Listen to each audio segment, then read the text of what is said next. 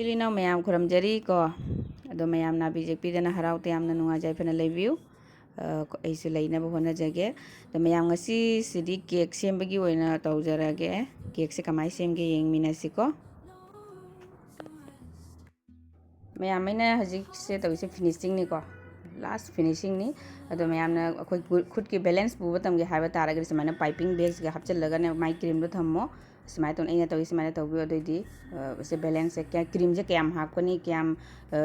kyam akoina hapchan bigani ado khangba ngamna be damak ta hajigi do oi taraga de magi chang ama chakhrani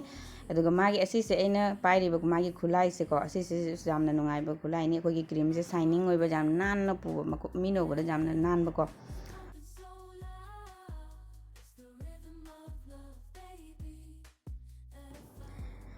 ado semai tona se magi nozzle macha sina semai tona flower macha macha semjerani adai se sina fast coat ni mayam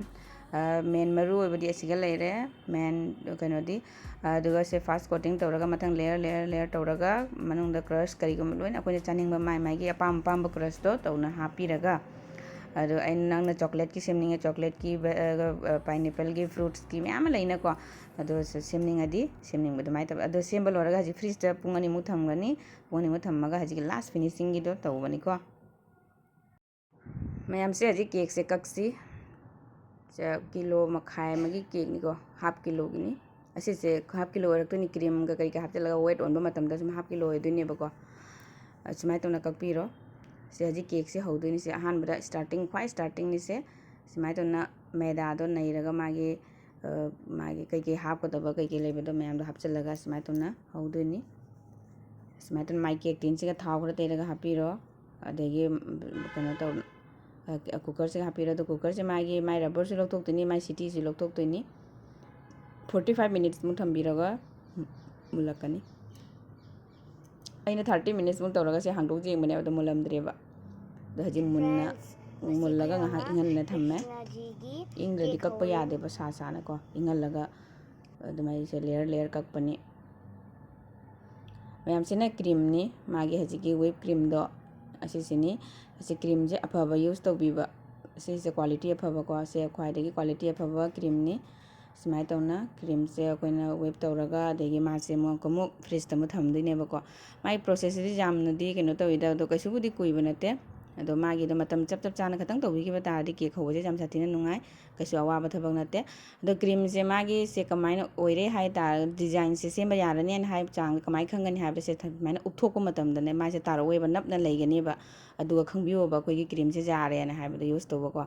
se semai to na magi whip to na ba magi machine se asi se ma leibe mathau tai natradi yaroi cream whip to ba ko akoi makut na to ba su wai adu na se sigi machine se mathau tai ado semai to na se ahan ba layer da magi cake thamna ba magi basic aina cream khara taire adegi magi ahan ba layer do hapiraga semai to na finishing tora chatpi ba adegi se pineapple crush se hapirasi adegi aina siga moina chocolate white chocolate chaninge aduga de aina white chocolate se hapire aduga si se last ki layer ne ba ko last ki layer se top ta hap to ne ba to aina mayai da middle loina hapurure kaisum kai de siga hapasu aduga top ta hapagi reason hairaga na cake to magi fame do phajai magi shape to phajai adugi wari ni adu mayam se semai to na hape do hajik aina serum do magi juice tengo to tawraga hapi do kaino ne ba se pineapple sigi crush se chamos ani mak lauraga ising khara tawraga ma se chotlan mane ba ko cream do se du se semai to na hapi se aje khadang chot taba taraga di ko manung da akoina hapi ba pochai mayam do dai cream do thota da manung da chu thot na ba ko mon launa ba gi du mathau tai natradi akoina cake to kange ba manung da dry oi da na bane ba ko ade hausu hawi aduga miri se chini ju hapne ising duga ko do jam thumba ju akoi di haina da banina ado se pineapple ge crush ge dum athumba la ina ko se mayam se sigi chapu se jumda leirami ba macha nusi ba chapu macha se na mang da ina leihi ba aduga di magi makhan se kamaina semgani an haira chapu macha se tawraga dai cream se na tawraga magi makhan tarak pado ado ohalle adai semai ta nozzle macha se na makha ge boundary line se design tawjare sina blue color ni blue color sina magi design se ma sum sembire dum white ngata tawada icham chamna plain oil budu ubada ꯐꯖꯗ꯭ꯔꯦꯅ ꯑꯗꯨꯃꯥꯏꯅ ꯇꯧꯅ ꯁꯦꯝꯖꯕꯅꯤ ꯑꯁꯦ ꯃꯥꯒꯤ ꯅꯣꯖꯜꯁꯦ ꯁꯨꯃꯥꯏꯅ ꯇꯧꯅ ꯁꯦꯝꯃꯒ ꯃꯥꯒꯤ ꯃꯈꯟꯁꯦ ꯁꯦꯝꯕꯤꯔꯦ ꯑꯗꯣ ꯃꯌꯥꯝꯁꯦ ꯑꯣꯂꯥꯡ ꯊꯥꯅꯤꯅꯀꯣ ꯀ꯭ꯔꯤꯝꯁꯦ ꯑꯣꯂꯥꯡꯕ ꯌꯥꯗꯦꯕ ꯃꯥꯒꯤ ꯇꯦꯝꯄꯔꯦꯆꯔ ꯂꯩꯌꯦꯕ ꯑꯗꯨꯅ ꯔꯨꯝ ꯃꯅꯨꯡꯗ ꯄꯨꯔꯛꯑꯒ ꯑꯦꯁꯤꯒꯤ ꯃꯅꯥꯛꯇ ꯑꯦꯁꯤ ꯊꯥꯔꯒ ꯗꯤꯖꯥꯏꯟ ꯗꯦꯀꯣꯔꯦꯠ ꯇꯧꯖꯕꯅꯤ ꯁꯨꯃꯥꯏꯅ ꯇꯧꯅꯁꯦ ꯋꯥꯍꯪ ꯃꯇꯨꯁꯤꯁꯨ ꯌꯨꯝꯗ ꯂꯩꯔꯦ ꯑꯗꯒꯤ ꯕꯥꯁꯤꯁꯤꯁꯨ ꯑꯩꯈꯣꯏꯒꯤ ꯑꯉꯥꯡꯒꯤ A4 ꯁꯤꯠ ꯄꯦꯄꯔ ꯃꯣꯏꯒꯤ ꯄ꯭ꯔꯣꯖꯦꯛ ꯁꯥꯕꯒꯤꯗꯨꯅ ꯉꯥꯏꯍꯥꯛꯇꯪ ꯈꯨꯗꯛꯇ ꯕꯥꯁꯤ ꯑꯃ ꯁꯦꯝꯗꯣꯛꯑꯦ ꯑꯗꯩ ꯆꯐꯨꯁꯨ ꯂꯩꯔꯦ ꯑꯗꯒꯤ ꯀ꯭ꯔꯤꯁꯅꯁꯤꯅ ꯄ꯭ꯔꯤꯟꯠ ꯑꯥꯎꯠ ꯇꯧꯊꯣꯛꯑꯦ ꯃꯆꯥ ꯄꯤꯁꯛ ꯌꯨꯝꯗꯒꯤ ꯁꯨꯃꯥꯏꯅ ꯇꯧꯅ ꯁꯦ ꯃꯌꯥꯝ ꯁꯨꯃꯥꯏꯅ ꯇꯧꯅ ꯌꯨꯝꯗ ꯁꯨꯝ ꯁꯦꯝꯖꯔꯁꯦ ꯑꯩꯈꯣꯏ ꯁꯥꯕ ꯍꯩꯔꯗꯤ ꯀꯦꯛꯇꯣ ꯁꯦꯝꯕ ꯍꯩꯔꯗꯤ ꯀꯩꯁꯨꯝ ꯅꯠꯇꯦꯀꯣ ꯅꯣꯡꯃ ꯄꯨꯡ 3-4ꯗ ꯁꯨꯝ ꯁꯦꯝꯕ ꯂꯣꯏꯑꯦꯕꯀꯣ ꯑꯌꯨꯛ ꯉꯟꯇꯥꯗꯅꯤꯅ ꯁꯨꯝ ꯁꯦꯝꯕꯗ ꯑꯗꯨꯝ ꯄꯨꯡ 2-3ꯗ ꯂꯣꯏꯒꯦꯕ ꯉꯝꯃꯤ